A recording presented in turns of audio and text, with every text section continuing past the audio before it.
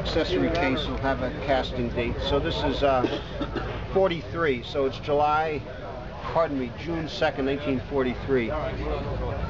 And notice the cast valve covers. You know, those sell for like 75 bucks a piece if you can find them. This was, I don't know what it went for, but this is, you know, it's a good entry. This would be it. So you can compare the size of Volkswagen to this. So Volkswagen, 65. Here's a Ford there. Yeah, that's more like Z3 type, right? Here's another Volkswagen or Volkswagen derivative. This is a Rev Master. It says on the... Yeah, Larry just rebuilt the Volkswagen, I think. Yeah. And just did it well. Now this here, notice this magneto here. It's a single unit, but there's actually two magnetos in it. It shares a common drive. That's like off of an H model 0320. On later Cessna 172s have that. Okay. The standard Volkswagen arrangement, notice, you know, the exhaust comes out, it's got to make a tight turn down because the prop is usually right there. Yes. You know, it'll hit, so that's an issue. So what would you think that this, again, in your mind, there's only one choice, and that would be the Continental? Oh yeah, because it's bulletproof, it's never going to blow up on you. It might simply run out of oil pressure, but it's never going to blow up on you. What's that blows thing? up on you is because you did something wrong. You broke a con rod bolt, you overstretched something. What's that thing? What's that? I don't know. Some drone motor or APU motor or something. Who knows? So an A65. But and what kind of money am I going to spend on an A65? Probably there's no reason to ever have more than about $4,500 into it. And at price, it's ready to go. Oh, that's cool too, because this has the. This is almost definitely off of a Luskin, because it has this. It has up exhaust.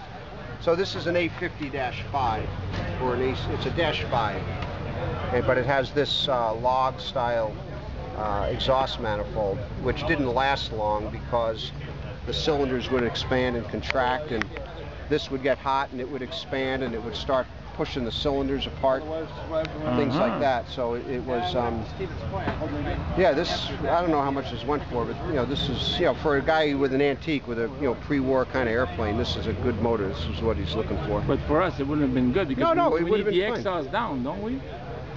Unless you want all the schmuck on the... No, you do whatever you do, because now if you have the exhaust on the top, you can have the Halberstadt exhaust, where it comes together and goes up over the top of the wing. Oh, I like that. Cool. I like that. And then there are other cylinders that have the exhaust on the bottom, but the intakes are on the top, and those are the cylinders used for the ground power unit.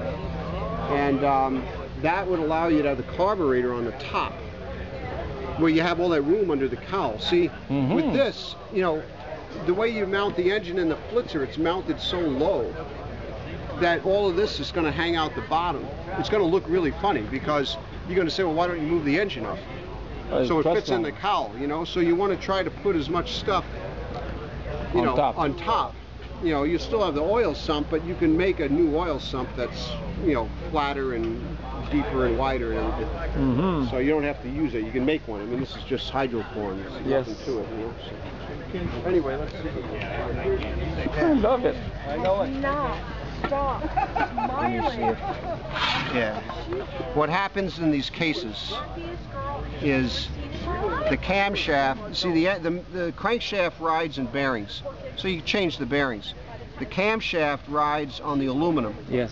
And what happens is up here, the oil comes up the left side of the engine through this oil gallery, and a little bit of oil goes, you know, right here. That's that's actually filled up by mud daubers, right? Yes. So there's oil that goes to the cam bearings, all three of them. A little bit of oil goes to the hydraulic lifters, and then oil comes up through here and through here and through there to the main bearing. Yeah. Okay. Well, now you have to move oil to this side of the engine so that you have oil pressure for the hydraulic lifters on this side. Yep. And then down here you have the takeoff for the oil pressure gauge. So you have to move oil from one side of the engine to the other. Well, how do you do it? Well, in the front cam journal, there's a groove that's deep. You know, it's an annulus. You know, it's probably, you know, well, it's this wide. It's as wide as the black is that you see right there. And the idea is that the oil can go into that groove, move around, and then, you know, go out this hole and feed the other side of the engine. But if you notice, you know, like here, the oil squirts out, and it has, you know, it has to go, you know, pretty far to get to the edge before it can leak out. Here, it doesn't have to go very far to the edge before it leaks out. So the front camshaft bearing surface is inadequate. It really is. You know, it should. If it was like 3/32 of an inch wider, you wouldn't have this problem. But this is where these cases go bad, right there. If that is worn, where you could feel a lip with your fingernail, you know, it's hard. It's impossible to measure because you have to put the case together, you have to bolt the case together, you have to get in there with a telescoping gauge, you know, and measure it, but you can't allow the telescoping gauge to fall into the hole because then you got to take the entire thing apart. Yeah. Okay, I mean, but for those, there's another thingy that you just squish in there and then gives the width, gives you a thickness. Yeah, you could do that, but I don't think that's going to work as well as you think up there because there's hardly any surface to do that. So. Anyway, these are the cylinders. This is like a Continental cylinder, and you know, for an A65, and this is the intake. It's square. This is round. Okay, you have room for nuts here and there. You know, nothing coming out here. The cylinder I'm trying to find for you would have the intake, you know, up here. You know, and the exhaust on the bottom. This cylinder, no, again, I like better your idea of the exhaust on top. Yeah, hold on to that for a second, because I'm going to show you. Okay, this cylinder you'd think is exactly the same.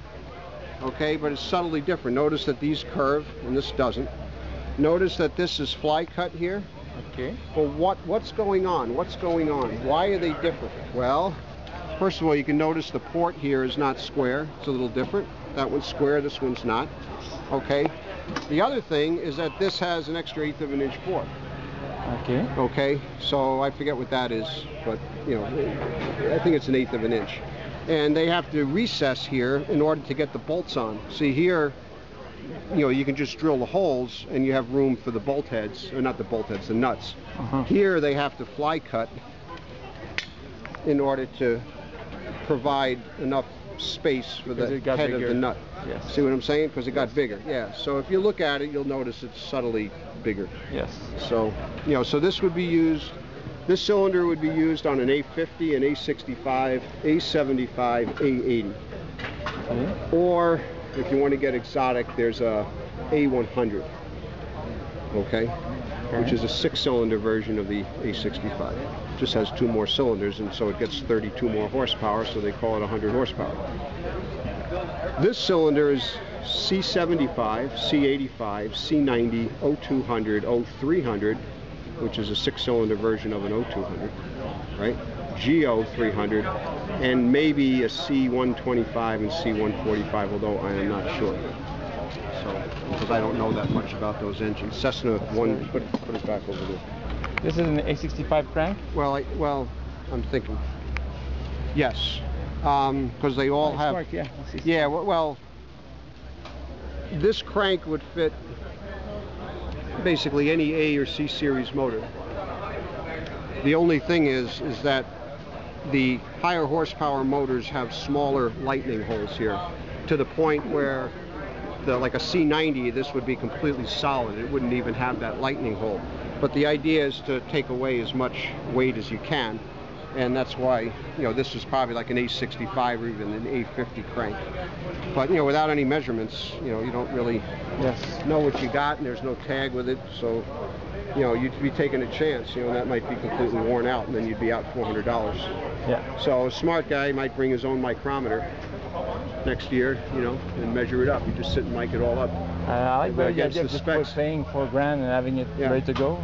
Does that sound like easier? Well, it wouldn't be ready to go. You'd have to redo it, but you'd buy it for $1,000, and then you'd spend the rest of the money buying little bits and pieces of stuff that needs to be replaced. So, because a lot of parts are still good inside, you just have to confirm that they're still good. If your bearing clearance is fine, maybe it's they have different limits. They have the new limits. They have the replace beyond limits, and then they have another limit called the serviceable limit.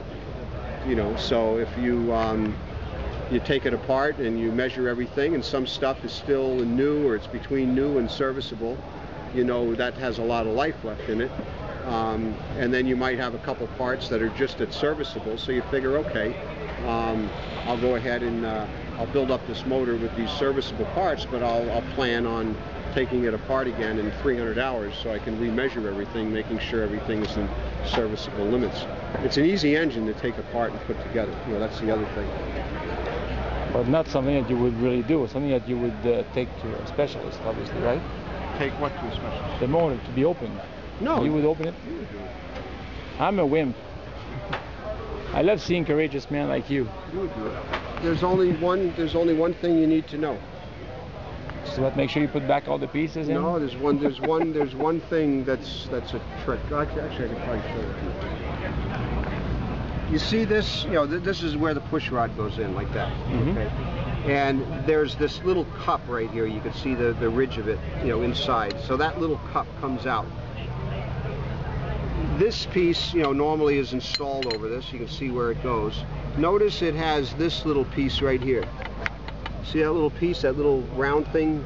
Well, that thing is designed to keep the cup from falling out of the end of the lifter. The end of the lifter,